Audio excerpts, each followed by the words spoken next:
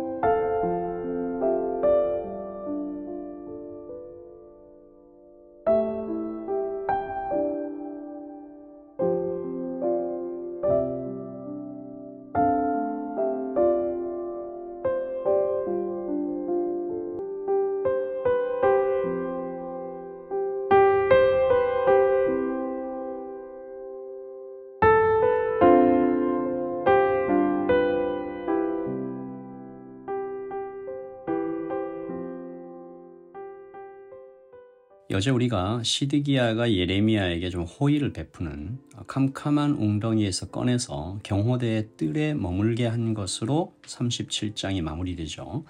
어제 37장 21절을 쉬운 성경으로 한번 읽습니다. 그러자 시드기야 왕이 명령을 내려 예레미야를 경호대 뜰에 두어 지키게 했습니다. 그리고 성 안에 빵이 떨어질 때까지 날마다 빵 만드는 사람들의 거리에서 빵을 가져다가 예레미야에게 주도록 시켰습니다. 그리하여 예레미야는 경호대 뜰에 갇혀 지내게 되었습니다. 하나님께서 피할 길을 제공하신 거죠. 경호대 뜰은 이 정식 감옥이 아니라 마치 가택 연금된 상태와 좀 비슷한, 그러니까 아직 형이 확정되지 않은 사람들이 이렇게 지내는 것이죠. 그러니까 밥도 먹을 수 있고 햇빛도 볼 수 있고 좀 허락된 어떤 조건 안에서 다시 하나님의 말씀을 전할 수도 있는 그런 상태라고 볼 수 있습니다.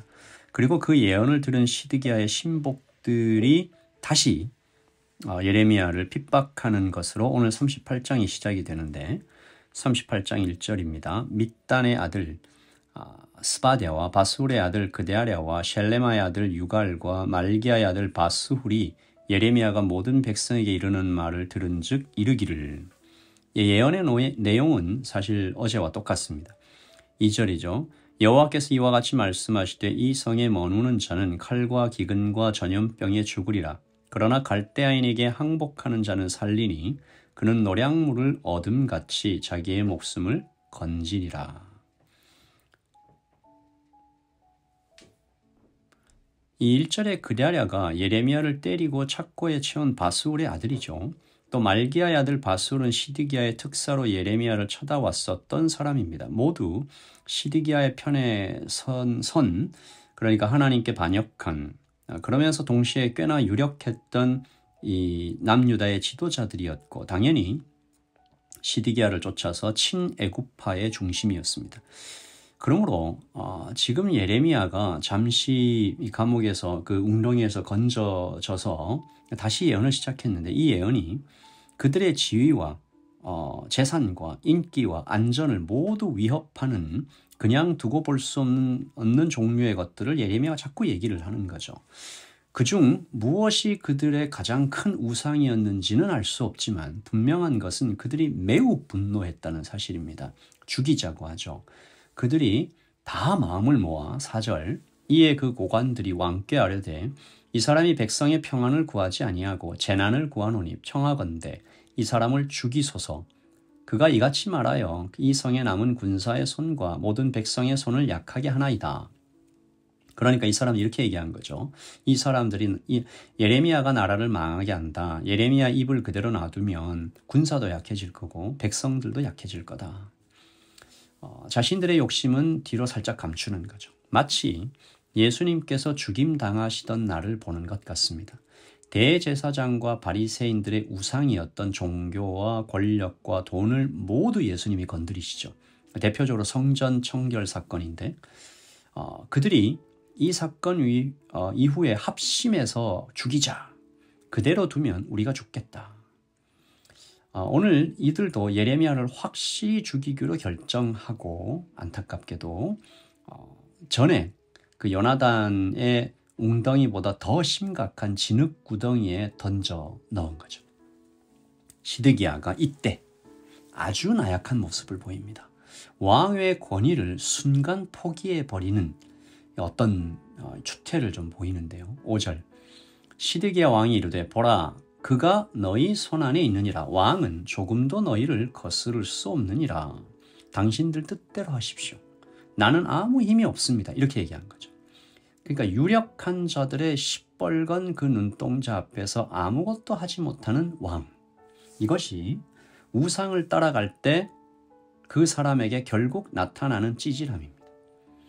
오늘 말씀을 듣는 모든 영적인 지도자들이 정말 마음에 새겨, 저를 포함해서요, 마음에 새겨야 할 것은 목자가 손을 놔버리면 늑대가 와서 양들을 삼키는 거죠. 당연하지 않겠습니까? 목자가 도망가 버리면 늑대가 와서 양을 삼킵니다.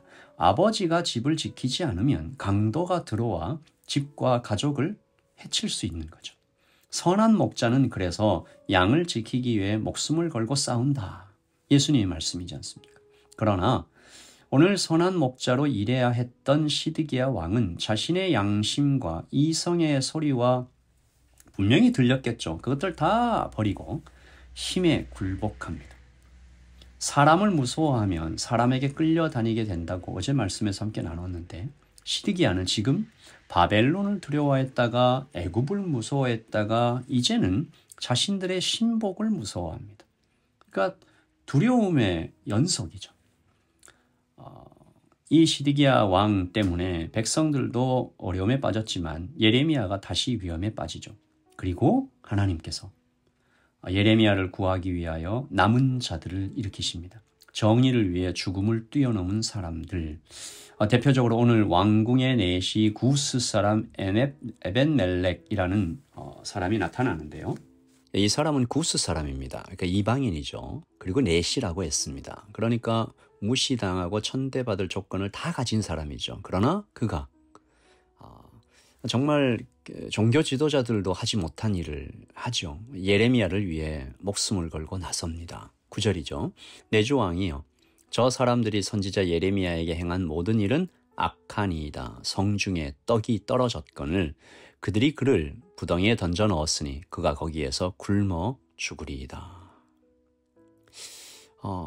정말 언제나 하나님께서는 작은 자를 들어서 큰 자들을 부끄럽게 하시고 없는 자를 사용해서 가진 자들을 정말 책망하시는 하나님이신 것 같습니다. 그리고 예레미야에게 계속 닥치는 두 번째, 세 번째 위험들이죠. 어쩌면 그의 생애에서 수도 없이 경험했을 위기인데요. 하나님의 길을 걷고 있는데 정말 잘 걷고 있는데 자꾸만 고난이 찾아오는 것. 이유가 뭘까? 우리가 참 다 알 수는 없지만 오늘 여기에서 우리는 예레미야를 통해 에벳멜렉이 역사에 등장하는 것을 보게 되는 거죠. 다시 말해서 예레미야를 통해 그가 훈련받고 있는 모습입니다. 마치 스데반의 죽음을 통해서 사울이 바울 된 것처럼, 물론 이 스데반의 죽음이 그래서 뭐 잘됐다 이렇게 얘기하는 것은 아니지만 하나님께서는 실패를 통해서도 일하신다라는 것이죠. 그러므로 성도에게 있어서 고난은 벌이 아닙니다. 심지어 실패도 끝이 아니죠. 빵을 만들 때 밀가루가 두들겨 맞죠. 그리고 물에 빠지죠. 그리고 열을 견디죠. 그리고 어떤 틀에 넣어져서 자기 모습을 바꾸면 그러면 마침내 빵의 모습으로 완성되는 것입니다. 그러니까 우리 인생에 닥쳐오는 두들겨 맞는 것 같은 일, 물에 빠지고 뜨거운 불에 이렇게 넣어지는 것 같은 이 모든 것은 고난도 일을 한다라는 것을 우리에게 보여주는 것이죠.